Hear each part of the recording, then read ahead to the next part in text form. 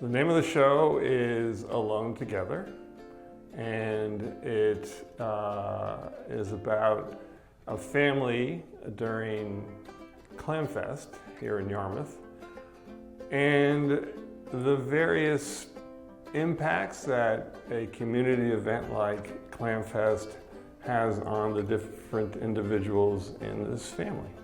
It's not strictly a laugh-out-loud comedy, but it's a comedy in the sense that it ends, I think, in a joyous manner.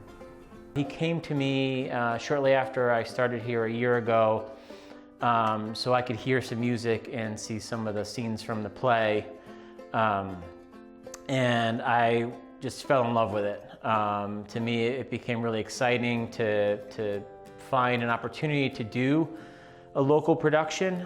We have a history of doing that here at Royal River, where every now and then we'll actually produce a play that's written locally.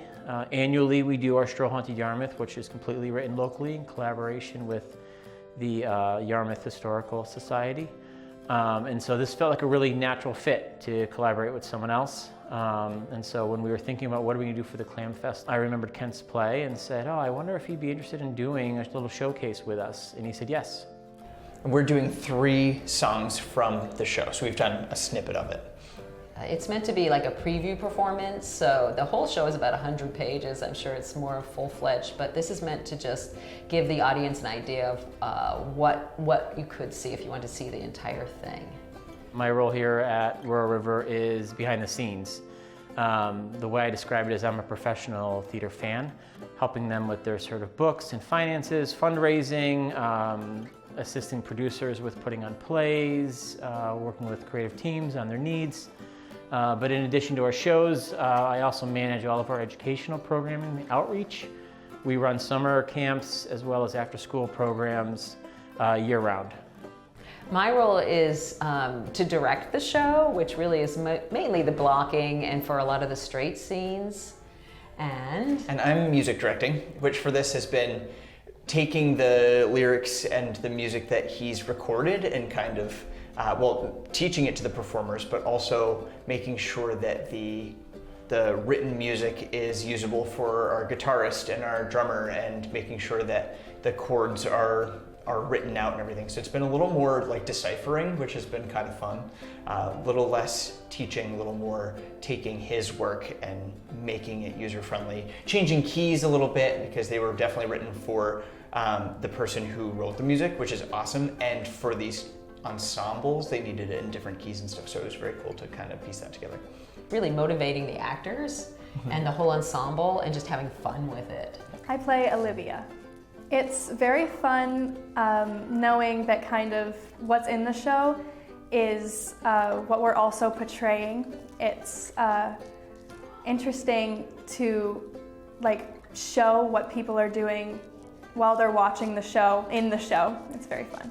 I was talking to a musician friend, Henry Guru, who had the idea of Clamfest the musical, and I moved here from Los Angeles, and in Los Angeles I was a screenwriter, so I'm familiar with high concepts, and that was certainly a high concept. And we started to collaborate, but it didn't work out. He was very busy, but allowed me to continue to work on the project. And over the course of 3-4 years, I cobbled together the book and the lyrics in my spare time, because I do enjoy writing, and I did like the concept, and the more I got into it, the more fun I had. The play itself, if you were to watch the whole production, is actually dealing with some pretty serious subject matter. It's a coming-of-age tale that actually follows 2 of the family's daughters, and one of them is growing up and becoming a teenager and having this sort of moment of self-discovery, and you have another daughter that's dealing with kind of a complex family structure where her father is not her birth father, and kind of wrestling with that. But what we're doing is the beginning part of it actually has some really fun moments that are dealing with the festival itself. And so for those scenes, we're having a lot of fun with it. We actually have a song and dance that's based on the tradition of putting out your chairs months in advance of the Clam Festival. And so we have actors singing about the parade as well as dancing with folding chairs. I've never really written lyrics before, and I found that I loved to do that. You know, I've always wondered how musicians come up with story, you know, song ideas and then write them. When you write a musical, I think it's actually an easier process in that, you know, songs kind of organically arise, but they need to fill a narrative purpose.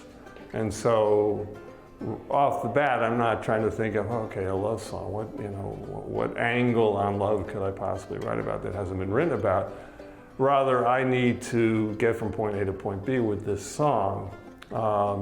And so what I need to write is right there, and to put it in a rhyme scheme is just fun. It was just fun, internal rhymes, regular rhymes, the rhythm. And also, I found that you can communicate things in songs, you know, sort of internal emotions that sound incredibly hokey if they are in dialogue. But you know, put a singing voice behind it. You can kind of go deep into the heart of matters, and that was a lot of fun too. This is my first show with Royal River, and it's been such a great experience. Everyone is so positive, and it's been super exciting. Kent has really nailed what the whole feel of the Yarmouth Clam Festival is, and then interspersed it with kind of some dramatic characters and twists and turns just in terms of people and how they relate to the world. So it's going to be an interesting piece to bring together. Yeah.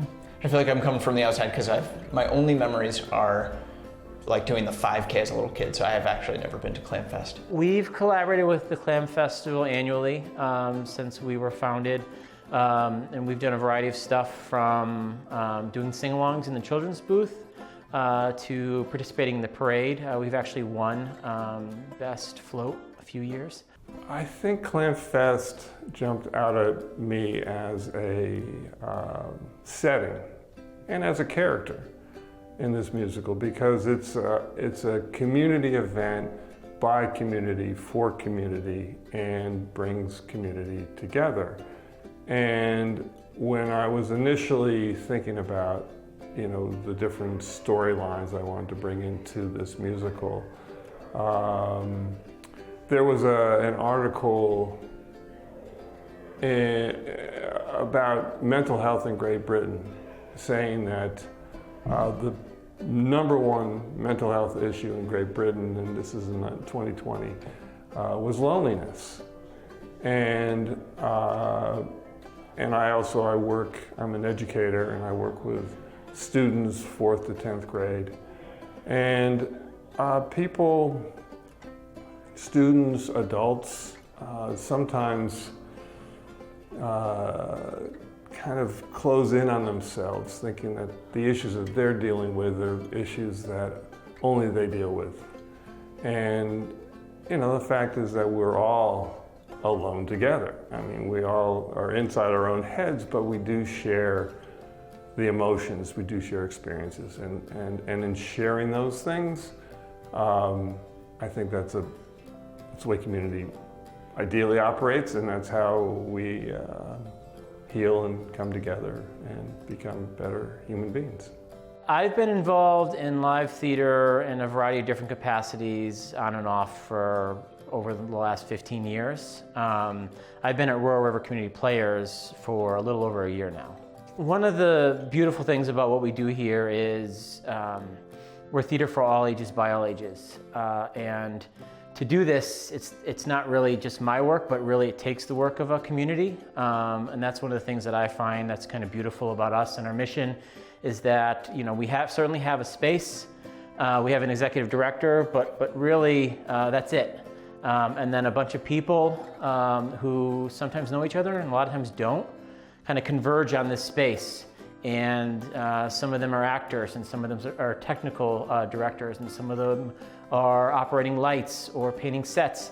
And within a matter of 6 weeks, they actually create something out of nothing and create it so the public can come and see it. I started in a community theater like this, and then I did it professionally for many years in Dallas and Indianapolis and Missouri, and I now live in the Portland area and do directing. Acting is really my favorite thing, and working with kids more than anything. We've used theater to build resiliency in kids and build self-esteem. So many different ways to use theater. And I started in 7th grade. I auditioned for a spoof on Romeo and Juliet, and I was one of 3 boys who went out. So I went home from that audition, and my dad said, "Looks like you're going to be Romeo," and I was.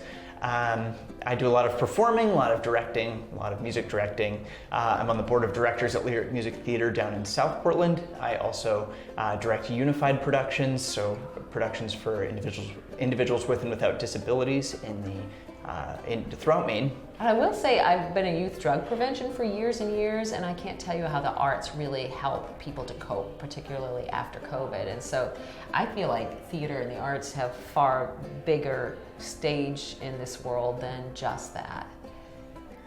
Community theaters, especially like in Maine, where there's not a ton going on and there's a very small community, it's fun to be able to get out of the house and be able to go see live theater, and it definitely can make people happy. I've been involved in live theater for about a year. I've only been in about 2 shows at this point, so I'm very grateful and excited to be doing this show. This is my first show with Royal River, and it's been such a great experience. Everyone is so positive, and it's been super exciting. It's my 2nd show in a row here. They are wonderful to everyone here at Royal River. Chris is wonderful to work with, as are all the production teams I've gotten to work with. So I got to work with Laura's good friend in the last show, and yeah, it's a great community. Oh, it's a great team of people. I started with Jocelyn. I used to use her in a lot of shows that we did. We did Cat on a Haunted Roof. And then I was in the Yarmouth Yarmouth Haunted Stroll. I don't know the acronym very well. And I teach some of the kids' camps here, and we just did the 39 steps here for adults. So, but it's a great supportive group, and Chris does a great job. He does. This is just the first tiny step bringing this show to Yarmouth. This is a preview. It's just the first 3 scenes, the first 3 songs, but it does give viewers a flavor, flavor of what the musical is about, and I hope it's well received. It's a hometown story being presented in the hometown. In a way, the musical is a bit of a love letter to the town. To be honest, before I applied here, I didn't know that Royal River Community Players existed. I think it's one of the initial challenges that I had in starting here. But since I've been here, one of the things I've really grown to appreciate is how strong of a community Yarmouth, Maine is. It's a small community, but it's a tight-knit community, and that I would say unifying element is people are really energized about helping each other and making sure that this community thrives. Our communities need theater, period. They bring joy, they bring money in, they bring fun. Camaraderie, collaboration. You see families working together. And really, just from a personal standpoint, it builds resiliency. People feel good about themselves, and they feel part of something. And it's really, we have to have the arts. You learn how to achieve a long-term, short-term goal. So it's not immediate gratification. You work hard for a while. Mm-hmm. Whether it's coming together in community theater or coming together as a community to deal with all the various issues that face us in our lives. Community is kind of at the base of most of the answers, I think. COVID is a really good example of what happens if you don't have those experiences. People feel isolated, they get depressed. And when you have something like community theater and you know people in the shows themselves, you can really celebrate seeing people that you know and love and care about shine. And it's so enriching. I would say something that personally connects me to this musical is in the beginning of the play, there's a scene where the family's getting ready. And so the son comes up and talks to the parents, and then the daughter shows up and talks to the parents, and the parents are trying to get ready to go out. I'm a father of 2 young boys right now, and so for me, I laugh whenever I see that scene, because this idea of like the hecticness of trying to kind of get out of the house and pack all your stuff for the day ahead of you just comes across really authentically.